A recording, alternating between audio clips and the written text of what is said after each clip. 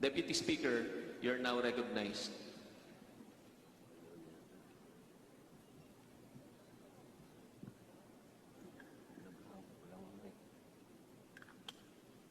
Meron po akong pin-repair na konti ring slide. Sana po may pakita muna bago ako magpatuloy. Pwede po, Deputy Speaker Marcoleta. Law, ibig sabihin batas. So kaya ginawa ang batas sa isang democratic country na kung nasaan tayo ngayon is para maging pantay-pantay ang lahat ng tao. Sa classroom may batas. Bawal lumabas o bawal lumabas. Pero pag sinabing pag nag-comply ka na bawal lumabas, pero may ginawa ka sa pinagbabawal nila, inayos mo yung law ng classroom nyo at sinabmit mo ulit, ay pwede na pala ikaw lumabas. Mr. Speaker, No. my distinguished colleagues, hindi po nag-comply sa batas ang ABS-CBN, kaya hindi po sila pwedeng lumabas at magpalabas. Those opposing the franchise application of ABS-CBN will show with clear and convincing evidence that ABS-CBN did not comply with the terms and conditions of its franchise, as well as our laws and the Constitution. In fact, they will show in the succeeding hearings of the Committee on Legislative Franchises that ABS-CBN deliberately and with impunity violated the conditions of its legislative franchise and more so of our laws and the Constitution. Matagal na po kasi ang mga aligasyong ito. Hindi mamatay-matay, lumulutang sa internet, nasa labi ng mga Pilipino. Hindi seryosong binigyan ng pansin. Bakit po? Tikom ang bibig ng may kakayahang magsiwalat nito dahil takot sa maimpluwensyang network na kayang sirain ng tao, kandidato man o hindi. Salamat at ganap na nindigan si Speaker Alan Peter Cayetano at hindi inalintana ang mga tuligsa sa kanya at pinayagan niya na magkaroon ng patas, bukas at malawakang pagdinig sa mga aligasyong ito katulad ng nagaganap sa araw na ito. Ang banggit nga po sa John 8:32 ay ganito, and you will know the truth, and the truth will set you free. Violation of the Constitution. Number 1, franchise is longer than 50 years. Hindi na po dapat payagan itong pagre-renew ng prangkisa ng ABS-CBN. Dapat na pong isara ang pinto para sa kanila. Bakit po? Because the ABS-CBN has been using the airwaves for more than 50 years. 53 years today, to be exact. Our Constitution says that Congress can grant a franchise of up to 50 years only. Taong 1957, nang makuha ni Don Eugenio Lopez Sr., may-ari ng Chronicle Broadcasting Network o CBN, ang Alto Broadcasting System o ABS. Simula po noong 1967 ay naging ABS-CBN na po ang tawag dito dahil sa merger ng ABS at CBN. Kung susumahin po natin ang prangkisa nito simula noong 1967, ay 53 taon na po itong gumagamit ng airwaves magpahanggang ngayon. 63 years naman po kung susumahin natin mula po ng pagkakakuha ng CBN sa ABS noong 1957. The Committee on Legislative Franchises should not allow itself to be used by ABS-CBN to again circumvent the Constitution and violate the categorical 50-year limitation imposed on franchises. Hindi na po dapat buhayin muli ng Kongreso ang prangkisa ng ABS-CBN sapagkat ayon po sa ating saligang batas, ang buhay ng prangkisa ay hindi dapat lumampas ng 50 taon. It's a revolution. Siguro po may mga ngatwiran at sasabihin ng ganito,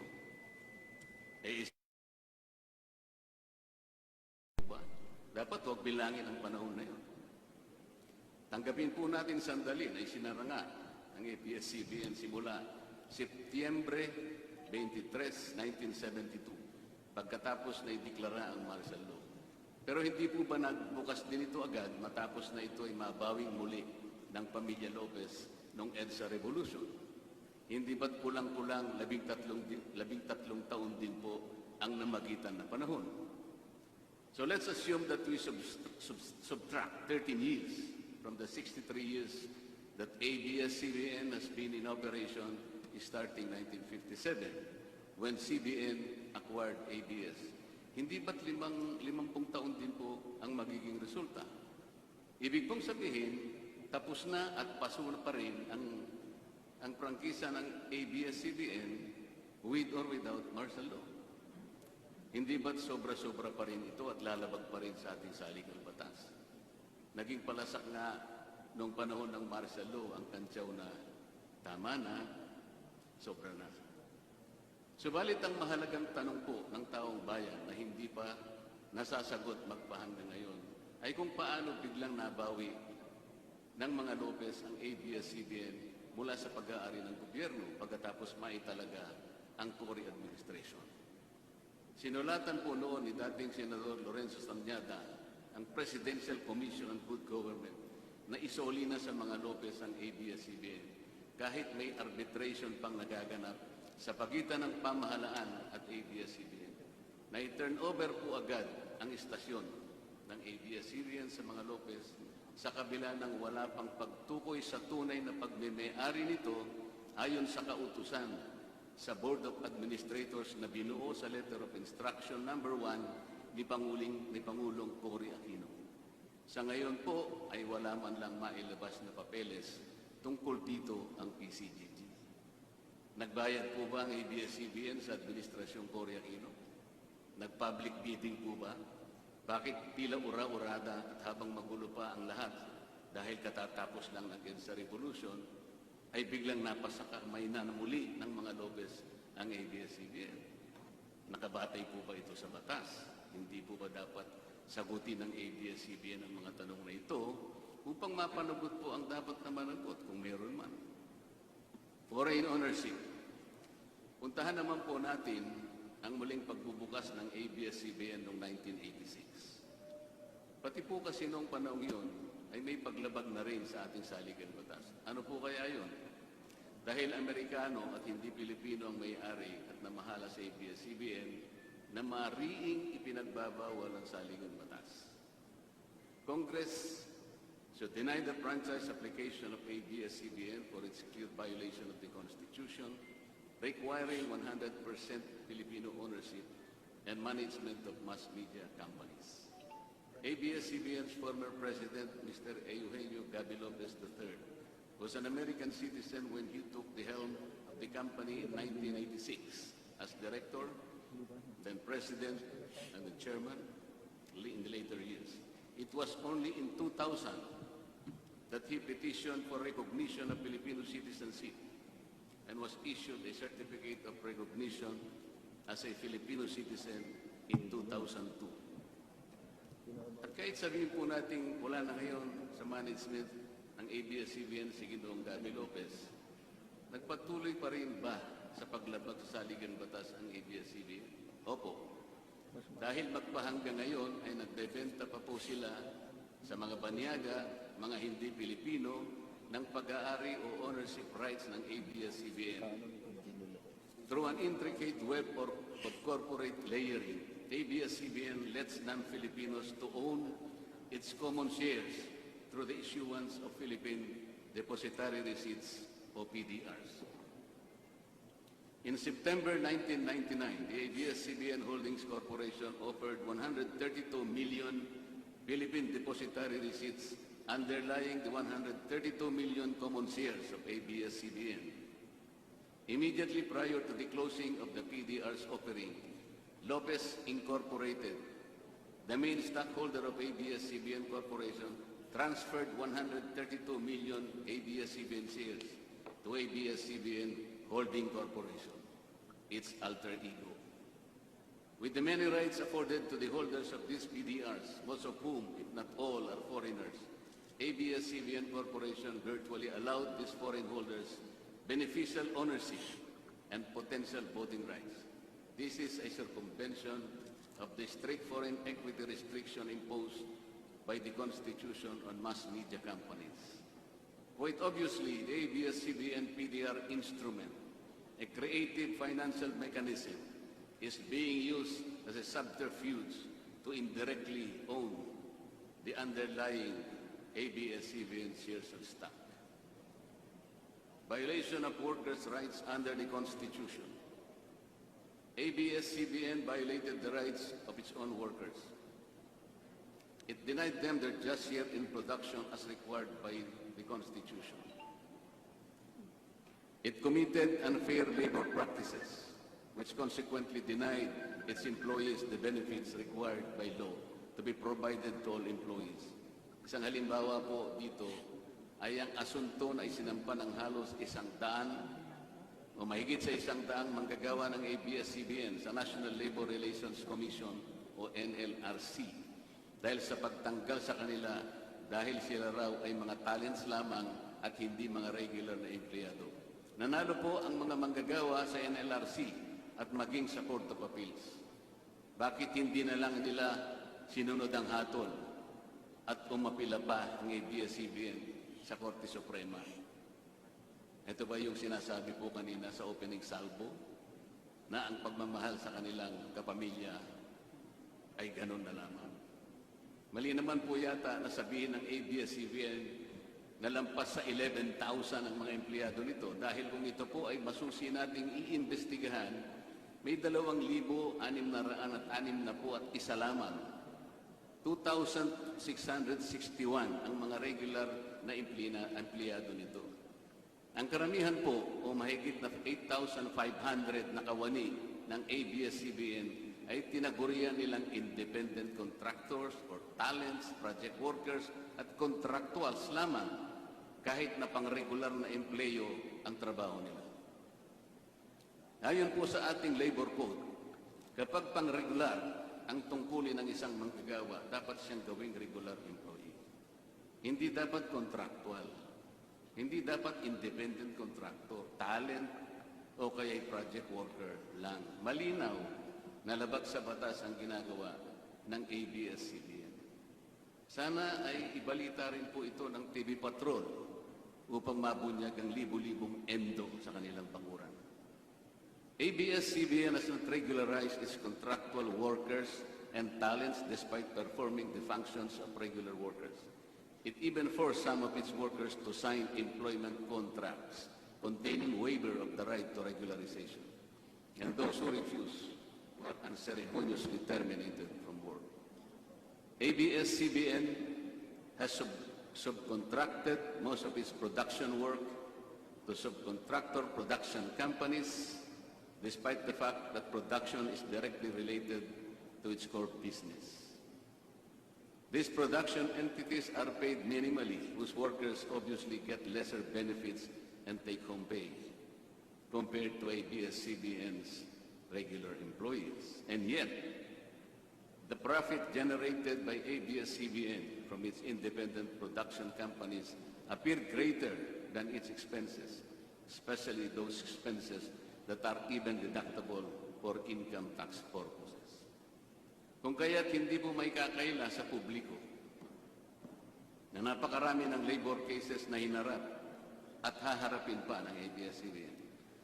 Ang masaklap pa po dito ni hindi nagbibigay ng contribution ang ABS-CBN para sa benepisyo ng kanilang mga empleyado.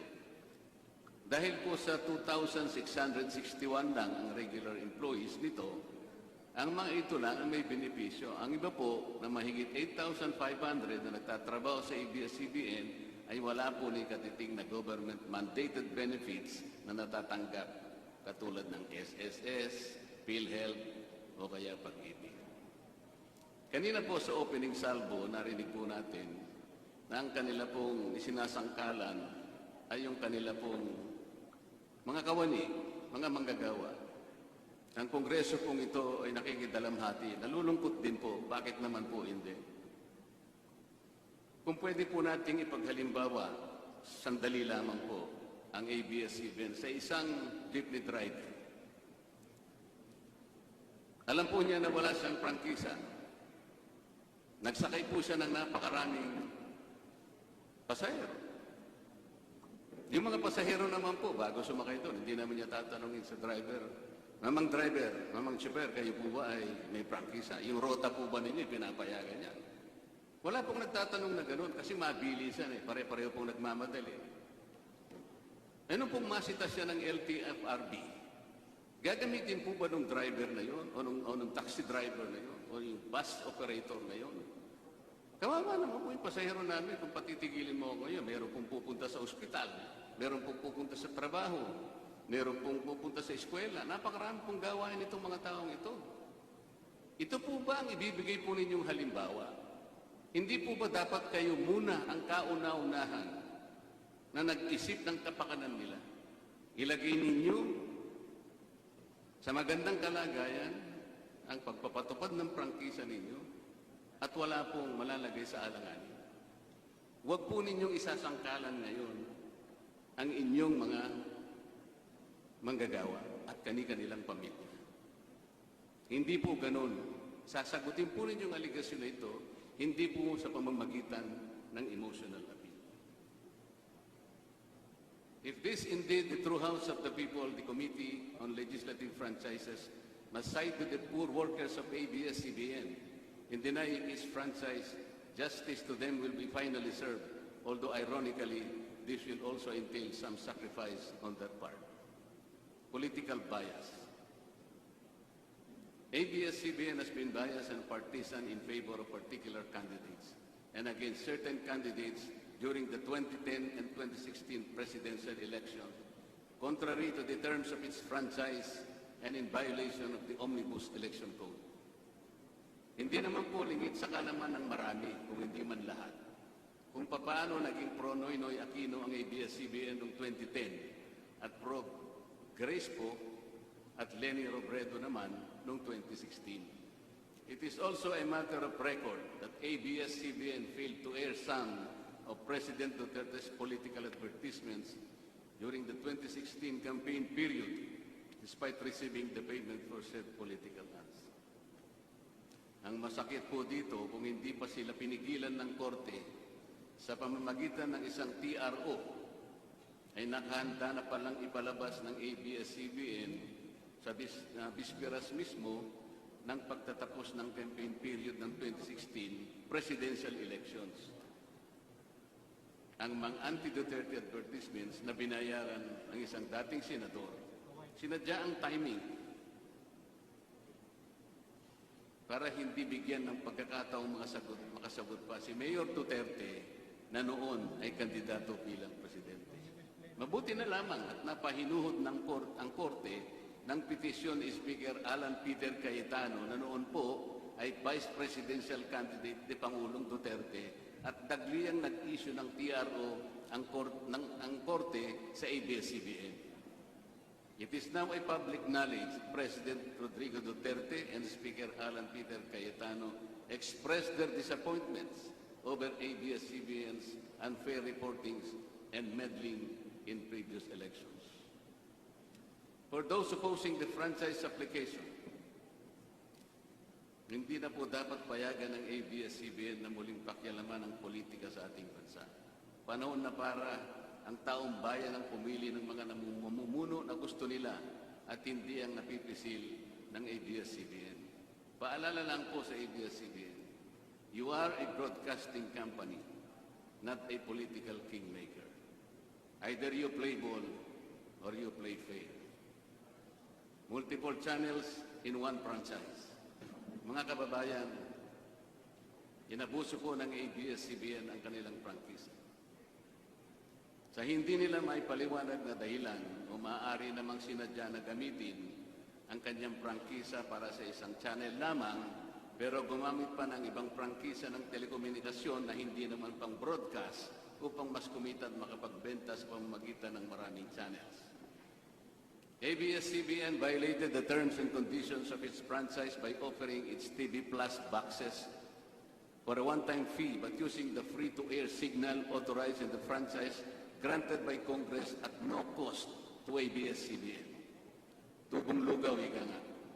That this practice of ABS-CBN without permission from Congress or the National Telecommunication Commission is killing the cable industry, which depends on monthly pay subscription of its clientele. At bukod po sa pagbebenta ng TV Plus box sa publiko, sa Kapamilya Box Office Channel na nakapaloob dito, ay nagawa pang maningil ang ABS-CBN sa bawat pelikulang gustong mapanood ng publiko sa KBO Channel. Ibinenta na nga ang TV Plus box, ibinenta pa rin ang mga palabas na pwedeng mapanood sa TV Plus box. Dobleng tubong lugaw na po ito. Hindi po saklaw ang mga ito sa prangkisa na ipinagkaloob ng Kongreso sa ABS-CBN.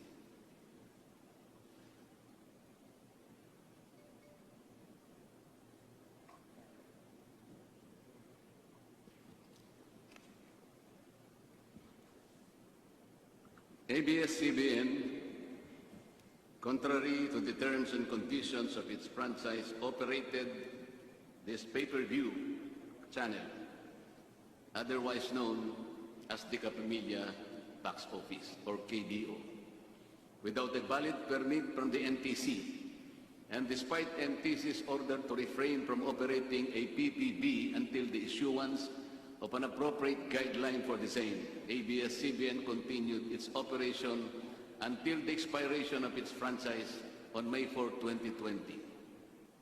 Tax evasion. ABS-CBN also violated the terms and conditions of its franchise by engaging in tax avoidance schemes, which deprived the government of the much-needed revenue. It used its wholly owned subsidiary, Big Dipper Digital Content and Design, Inc., a PESA-registered company, as tax shield. Its main customer is ABS-CBN Hungary. And because of this unconscionable tax avoidance scheme, ABS-CBN alleged effective tax rate in 2018 was at negative 5%. This means that ABS-CBN managed to avoid paying taxes in 2018.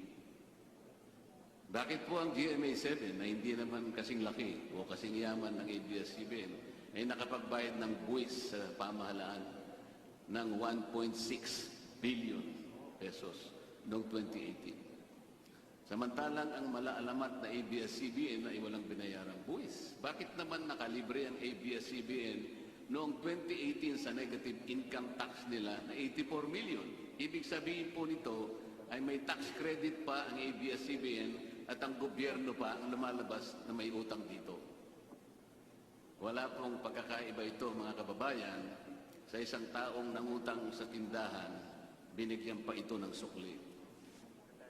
In 2019, ABS-CBN again did not pay its rightful taxes. It avoided this by entering into compromise agreement with the Bureau of Internal Revenue, with the latter accepting the settlement of 152 million pesos plus from ABS-CBN, equivalent to only 40% of its assessed deficiency in income tax, value-added tax, and documentary stamp tax payments. But this is only one among the 4 other cases lodged by the BIR at the Court of Tax Appeals, all of which were also settled by compromise. Bakit po ganun? Hindi po ba nando sa prangkisa ng ABS-CBN nababayaran nila lahat ang rightful taxes? Kinakailangan po bang sila ay ihabla pa ng BIR bago sila mapilitang makapagbayad lamang kahit settlement lamang? Ang linaw po ng kanilang prangkisa, nababayaran lahat ang kaukulang buwis. Bakit kailangan pong sila ihabla at idemanda pa ng BIR para lamang sila ay makapagbayad? There are also allegations to date that ABS-CBN's Lingkod Kapamilya Foundation, ALKFI, is being used as ABS-CBN as tax shield, and that ALKFI also failed to file donor's tax return and pay the donor's tax. Ito po ang mas nakalulungkot dito, mga kababayan. Kapag politiko o government official ang nagkawang gawa, epal ang tawag dito ng ABS-CBN. Kahit mula pa sa sariling bulsa ng politiko ang pinanggalingan ito. Pero kapag ito ay galing sa lingkod kapamilya, puro pangalan ng ABS-CBN ang kanilang pinangangalandakan, katulad po ng nakita natin ngayon. Alam naman natin na galing naman sa lahat, sa mga donors ang pondo na ginamit nila. Meron po kayang nanggaling sa yaman ng ABS-CBN? Di baling ang pantulong ng ABS-CBN ay galing sa donasyon ng ibang tao. Di baling ang perang pantulong ay mula sa tax avoidance ng kumpanya. Ang mahalaga ay mapalabas nila sa pamamagitan ng sa mamamayan, katulad po ng nakita natin ngayon na napakabuti at napakabait ng ABS-CBN. Kami po ay naniniwala na unti-unti na pong nabubuksan ang katotohanan sa ating mga mamamayan. Hindi po ba mas maganda at katanggap-tanggap na tumulong sa kapwa nang walang nabalalapag na batas at buong sikap pang nasusunod ng prangkisa? Dahil po ba kayo ay nakapagdudulot ng saya, ng aliw sa ating mga mamamayan?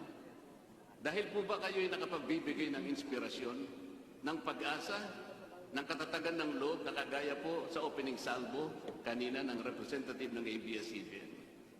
Hindi na po ba natin susundin o tutuparin, isasaalang-alang ang ating mga batas, ang ating saligang batas, o kaya ang prangkisa ninyo? Makakapagpasaya naman po tayo. Makakapag-inspire po tayo nang hindi po tayo lumalabag sa batas. The House of Representatives should endeavor not to grant the franchise application of ABS-CBN because it has deliberately floated the Constitution and other related laws. Even the terms and conditions of its previous franchise to suit its own business and political interest, but to the prejudice of the greater good. The grant of a legislative franchise is merely a privilege and not a matter of right. Congress has the exclusive constitutional authority to award, alter, or revoke this privilege when the common good so requires, as in this particular case of ABS-CBN. We believe that it is but right for the House of Representatives to deny this time the franchise of ABS-CBN for flagrantly violating the Constitution and related laws, even its own franchise, making it unworthy of the grant of this special privilege by the state.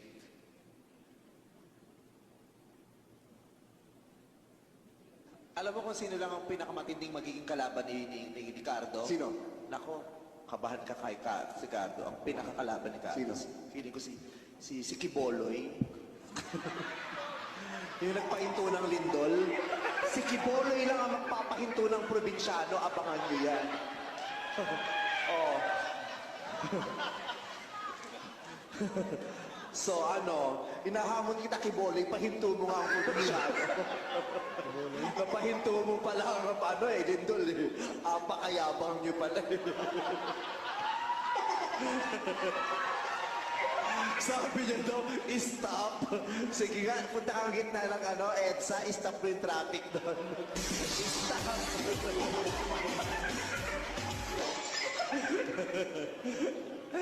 Iba ka, Kiboloy. Alam mo kung sino?